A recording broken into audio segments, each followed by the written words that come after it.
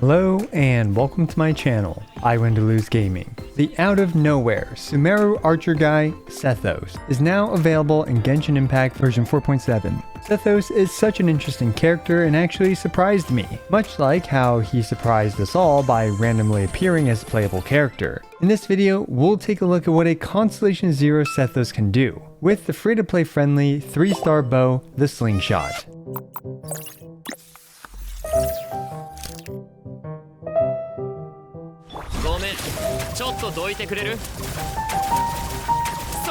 Sethos is the newest 4-star character, and he happens to be our third electro bow user, before we even get one Hydro Claymore character. Sethos is a super unique character with a surprising number of options, that sadly converge into one single optimal choice. My Sethos is using the Slingshot at Refinement 5 throughout the entire video. He is using the 4-piece Wanderer's Troop, and he's at Constellation 0, and his talents are at 9, 9, and 9. We'll take a look at his entire kit, his solo damage output, combos and techs, an Aggravate team, a free-to-play friendly team running through Abyss 12, along with me yapping about his pros and cons and my opinion.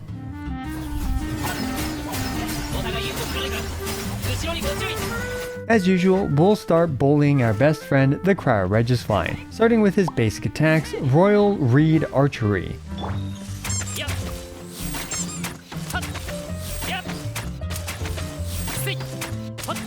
Well, while they are uninfused, unfortunately his physical damage output is quite lacking to say the least.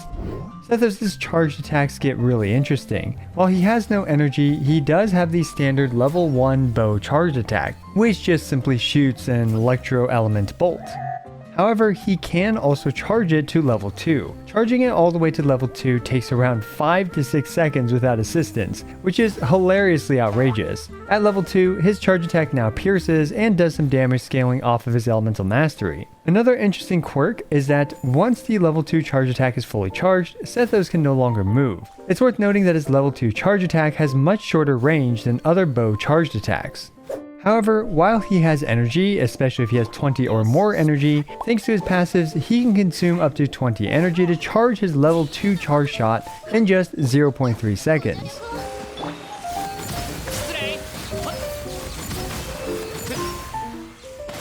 These shadow piercing shots will also deal an additional 700% elemental mastery scaling damage. It's a bit convoluted, but basically after he does his first fastly charged level 2 charge shot, he's got 5 seconds to use up 3 more level 2 charge shots with the enhanced 700% elemental mastery scaling. You'll know if he has these enhanced shadow piercing shots if his little time glass thing is still there. Now, since Sethos has a 60 energy pool, he can shoot 3 of these super fast level 2 charge shots, and then he can use his skill to generate around 20 energy to fire a 4th level 2 charge shot.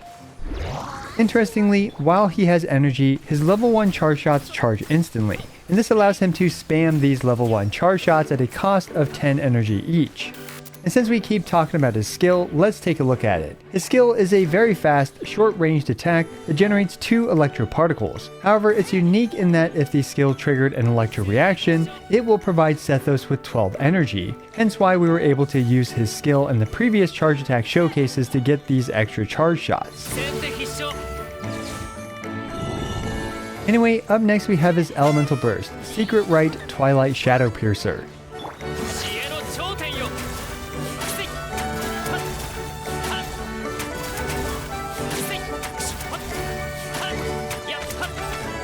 Twilight Shadow Piercer infuses his bow attacks with Electro for 8 seconds. It also adds, at talent level 9, 333.5% elemental mastery scaling to his normal bow attacks. Oddly enough, he cannot enter aimed mode during his elemental burst. Now, this damage is admittingly not great, even for a Constellation 0 4-star DPS character. Now, before we talk about optimizations, it is worth mentioning that his basics during his elemental burst also pierce enemies, which is a very nice bonus to have. Anyway, this is where Sethos' super unique attributes come into play. He can walk cancel his N2, bypassing his atrociously slow N3. Let's try this out during his elemental burst.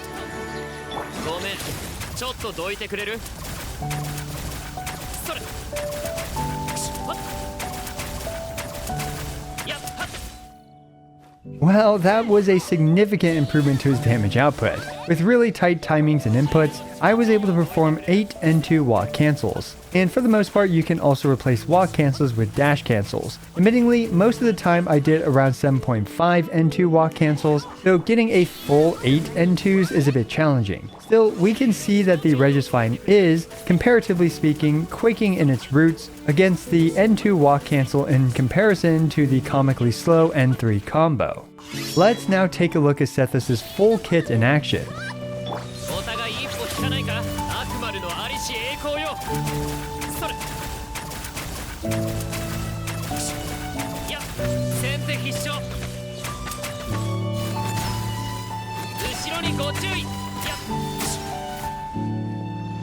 Well, he was able to kill the Regisvine before it got up with his raw electro damage and a bit of physical damage. This is a decent performance, all things considered, for a 4-star DPS character at Constellation 0 with a 3-star weapon.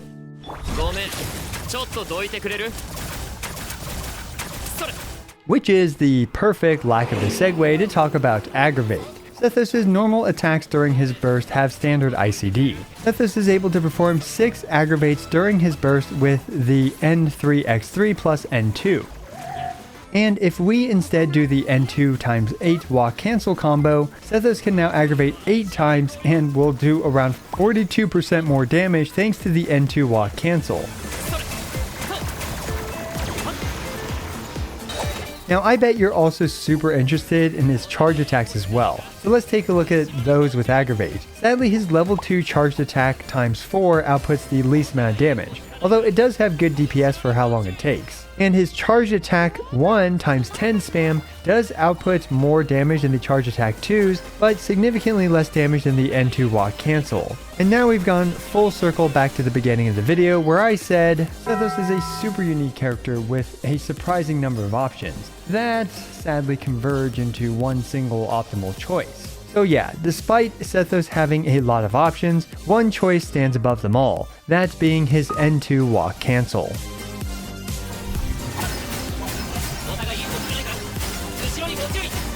Next, let's look at how Sethos does in a full team scenario, starting with this free-to-play friendly Aggravate team. Yao Yao is running Tenacity plus Favonius, Sucrose has the Hakushin Ring with the Viridescent, and Fischl is rocking the Stringless with the Golden Troop artifact set.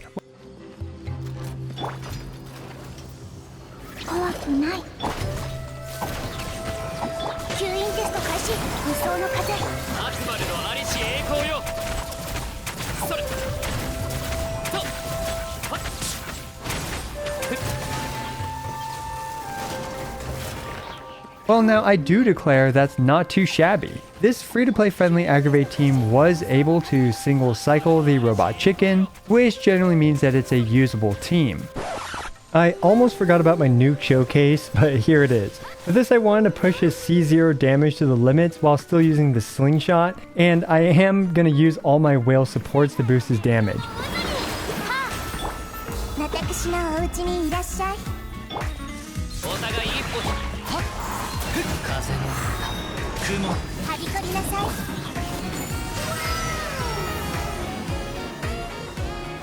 $287,425 damage. Now you might be wondering why I did it against the PMA. Well, his level 2 charge shots damage number wouldn't show up for me versus the Wander boss fight. So yeah, definitely a blast from the past using the PMA for Nuke showcase. Anyway, back to the free-to-play friendly showcase.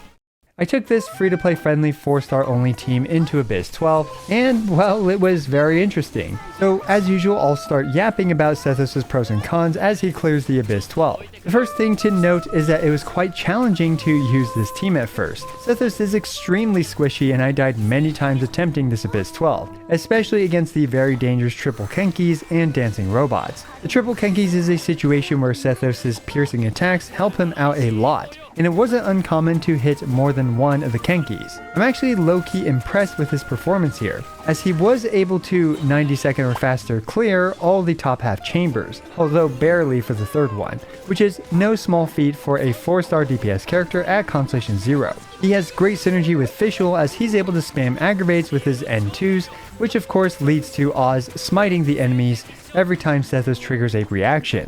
Unsurprisingly, Fischl is a major component to this team's damage output, but Sethos is uniquely positioned to be one of the better 4-star basic attack spammers of choice to smite line enemies with Oz. Honestly, Sethos feels like a 4-star Chlorand, especially on an Aggravate team. They both attack frequently and they are both great Fischl drivers. I do find it a bit funny that they're both on the same banner as well, so if you lose your Chlorand pulls, you might get a Constellation Sethos as a prize. Now when it comes to performance, I think that Sethos definitely lags behind Chlorand, especially while he is at Constellation 0 and Chlorand is also at Constellation 0. My attempt to clear this abyss with this free-to-play friendly team took 52, 64, and 90 seconds, which is notably longer than either of my Chlorand's runs in the earlier video that I made about Chlorand.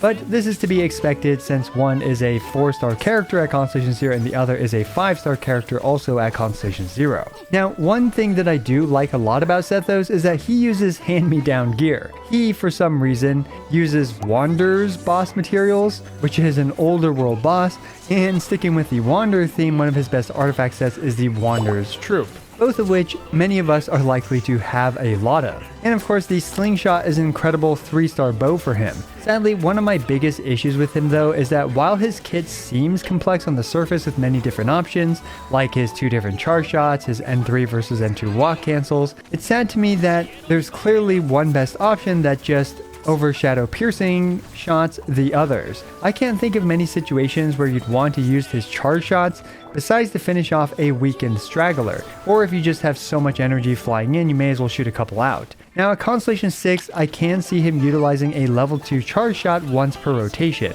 but that's honestly about it. So yeah, a bit of a shame that despite how complex his kit seems, and with all the different options, he turns into mainly an N2 walk cancel spammer. Speaking of which, if you don't like performing walk cancels to optimize damage, then he might not be a good choice for you. Overall, Sethos is a usable 4-star DPS character and actually surprised me.